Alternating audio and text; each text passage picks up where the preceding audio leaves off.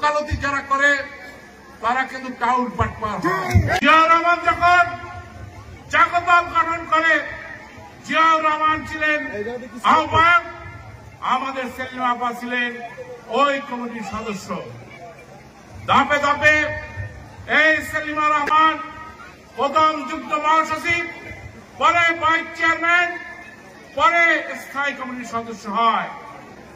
আমরা আরেক নেতার কথা বলবো, সে কিন্তু বিএনপির জন্মলগ্ন থেকে হয় নাই, 96 সালে সে বিএনপিতে যোগদান করেছে।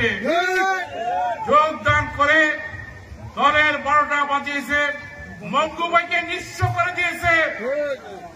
সে মঙ্গুভাইয়ের আমলে স্বতন্ত্র নির্বাচন করেছে, বহিষ্কার হয়েছে। মঙ্গুভাইয়ের আমলে 2 বার সে স্বতন্ত্র নির্বাচন করে বহিষ্কার হয়েছে।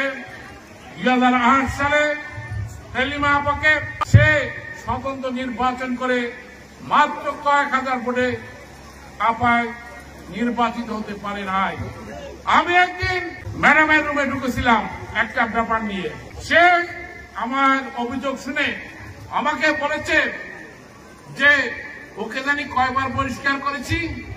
আমি বলছি 3 বার। ওরে আরেকবার পরিষ্কার করেছি। তাই আমি বলবো, আজকে যদি সেলিমা রহমানকে মনোনয়ন দেয় তাহলে আপনাদের এলাকায় উন্নয়ন হবে। আমি আগামী দিনে দেশনেত্রী বেগম খালেদা জিয়ার কাছে একজন সাবেক এমপি হিসাবে আবেদন করব, যাতে বেগম সেলিমা রহমানকে মনোনয়ন দেয়। ওকালতি যারা করে তারা কিন্তু টাউল পাটপার হয়। তাই আমাকে ভোট দেওয়ার আহ্বান জানিয়ে আমি আমার বক্তব্য শেষ করছি।